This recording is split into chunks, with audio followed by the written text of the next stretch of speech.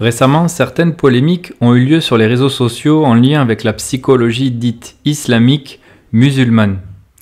Outre le fait que les initiateurs auraient pu certainement faire preuve de bien plus de sagesse, de retenue, dans le fond, ils ont bel et bien soulevé quelque chose de réel. J'aimerais au travers du partage de ce qui va suivre, remettre modestement les choses à leur place, non pas par raisonnement ou philosophie personnelle, mais bel et bien en m'appuyant sur les paroles de nos anciens, de nos savants, qui nous ont devancés et ont clarifié les choses, et simplement, depuis bien longtemps. Il s'agit ici de l'introduction du livre qu'Allah subhanahu wa ta'ala a permis de composer au docteur Ait Mouloud Mohammed, qu'Allah subhanahu wa ta'ala le préserve et le récompense grandement pour son investissement pour la communauté, nommé les maladies psychologiques. Mes chers frères et sœurs, personne n'a réinventé quoi que ce soit. Les dérives sont bien réelles. Voici une question à se poser, se baser sur la raison ou bien la révélation.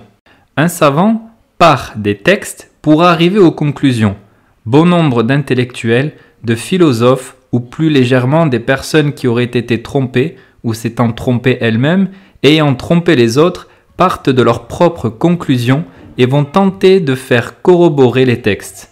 Écoutez attentivement ce qui va suivre. Après avoir loué Allah subhanahu wa ta'ala et invoqué le salut pour le messager d'Allah, sallallahu alayhi wa sallam, le docteur dans son introduction nous dit la chose suivante.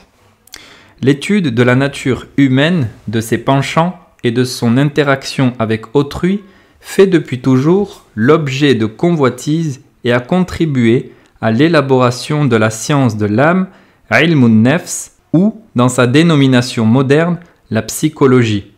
En effet, le terme psychologie dérive du grec psyché qui désigne l'âme. Pourtant, l'enseignement de la psychologie fait abstraction de la religion et du rapport à Dieu. Cette approche laïque ou profane de la psychologie explique ainsi que la religion ne soit jamais admise comme une possibilité de traitement, mais qu'au contraire, elle pourrait même être responsable de certains états de maladie. Pour Freud, et il cite, « Les doctrines religieuses sont toutes des illusions.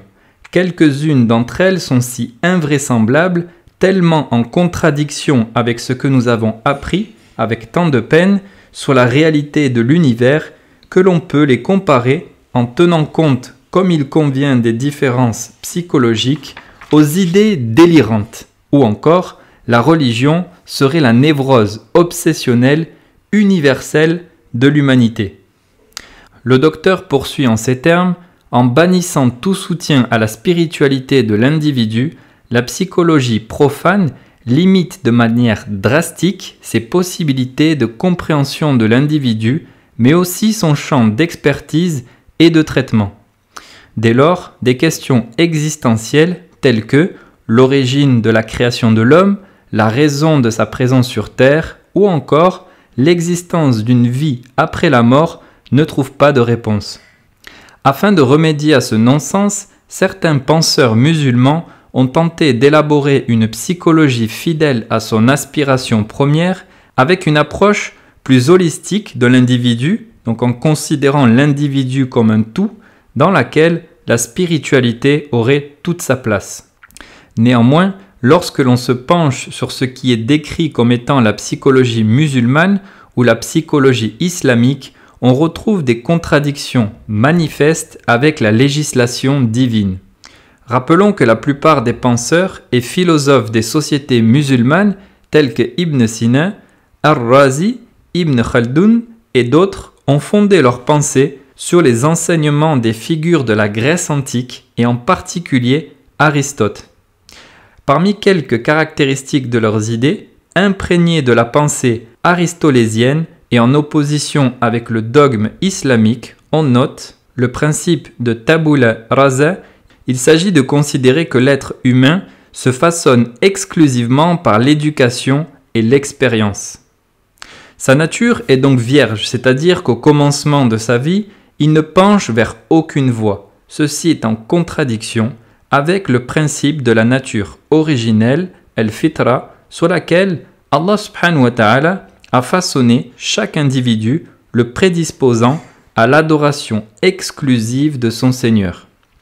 Deuxième point, l'exclusion de la foi comme facteur causal des troubles psychologiques de l'individu.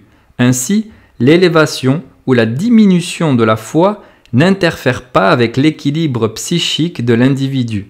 Ce qui est faux, la bonne santé mentale de l'individu est étroitement liée à la force de sa foi. Troisième point, le reniement des djinns et de la sorcellerie comme éléments causaux possibles de ces maux. Ils appartiendraient au domaine exclusif du spirituel et ne pourraient en aucun cas être responsables d'un état de maladie psychique ou autre. Ceci est faux. L'animosité qui anime les diables parmi les djinns envers les humains est connue et leur interaction avec l'intégrité physique et mentale de ces derniers est soutenue par des preuves textuelles et empiriques. Ainsi, les penseurs arabo-musulmans ont colporté des idéologies profanes qu'ils ont ensuite islamisées, prenant le risque de légitimer ce qui s'oppose clairement à la législation islamique. De nos jours, cet héritage de l'Antiquité s'est enrichi de nouvelles théories et concepts excluant le rapport à Dieu et connus sous le nom de la psychanalyse. C'est ainsi que les enseignements de Freud, Dolto, Winnicott et d'autres sont devenus incontournables pour quiconque s'intéresserait à la psychologie. On voit alors des psychologues et des psychiatres musulmans véhiculer ces idées contraires à l'islam et en faire l'apologie. Pourtant, l'islam apporte de réelles solutions intemporelles et exhaustives permettant à l'individu de trouver une issue dans tous les maux qui l'atteignent. À ce sujet, Dr Aisha Oud, rahimahallah, qui à ma connaissance est décédée, docteur en psychologie clinique, diplômée de l'université de Virginie aux États-Unis et enseignante à l'université King Saoud à Riyad, dit « La psychologie est l'une des disciplines scientifiques les plus intrigantes du fait que les êtres humains soient particulièrement curieux de leur propre nature. De manière assez ironique, il existe une multitude de théories et d'explications sur cette question, mais elles ne font que générer davantage de confusion au sujet des créatures qu'elles sont censées décrypter. Allah nous a comblés de sa guidée dans tous les aspects de nos vies, y compris ce qui a trait à nos âmes et à nos consciences. L'islam fournit dès lors des principes simples, précis et accessibles à tout un chacun concernant notre nature spirituelle, nos objectifs et nos priorités dans la vie, mais aussi sur la manière d'atteindre la sérénité et le bonheur dans cette vie et l'au-delà. De même, Cheikh al-Albani, rahimahullah, dit « La divergence quant au chemin menant au bonheur ne se voit que chez les philosophes. Quant aux musulmans qui croient en Allah et en son messager, ils croient qu'il n'y a de chemin vers le bonheur ici-bas ni dans l'au-delà qu'en s'attachant à l'islam. Il n'y a donc pas de réponse multiple, mais uniquement le fait de se cramponner à l'islam. Inversement, celui qui souhaite une vie pénible n'a qu'à se détourner de l'islam. Ceci est clairement exprimé dans de nombreux versets, dont la parole d'Allah subhanahu wa ta'ala, en substance, dans la traduction des sens de ces versets, et celui qui se détourne de mon rappel mènera une vie pleine de gêne, et au jour de la résurrection, nous l'amènerons au rassemblement aveugle. Il dira « Ô Seigneur, pourquoi m'as-tu amené aveugle alors qu'auparavant je voyais ?» Allah Ta'ala dira « Tout comme tu as oublié nos signes qui te sont parvenus, aujourd'hui tu seras oublié. » Par ailleurs, il est nécessaire de rappeler une réalité manifeste et douloureuse qui est que, de nos jours, la plupart des musulmans ignorent et certains d'entre eux ne mettent pas en pratique le fait que l'islam, le livre d'Allah et la sunna de son messager, sallallahu alayhi wa sallam, avec la compréhension des pieux prédécesseurs, est le remède à toutes les maladies psychologiques. Ces mêmes maladies qui, lorsqu'elles atteignent un individu ou une communauté, les privent de goûter au bonheur. L'islam fondé sur le Coran et la Sunna, avec la compréhension des pieux anciens, en est donc le remède.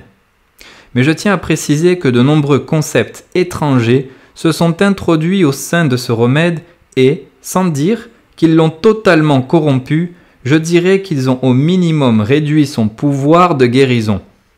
Ces concepts étrangers se sont introduits au sein de la croyance, de l'adoration et du comportement, expliquant dès lors que ce remède n'ait pu produire ses fruits au sein de la société musulmane. La faute ne doit donc pas être imputée à l'islam, mais plutôt à ces choses rajoutées.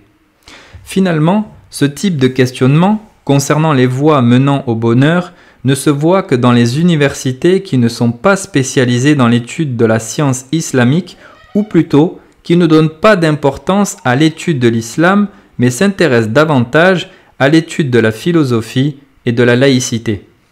J'insiste à nouveau sur le fait que le bonheur ne se trouve en réalité que dans l'islam, mais j'entends par là l'islam avec sa véritable signification. Il est donc nécessaire d'établir un véritable manuel de psychologie musulmane puisant sa source dans le Coran et la Sunna du prophète Mohammed sallallahu alayhi wa sallam à la lumière de la compréhension des pieux prédécesseurs.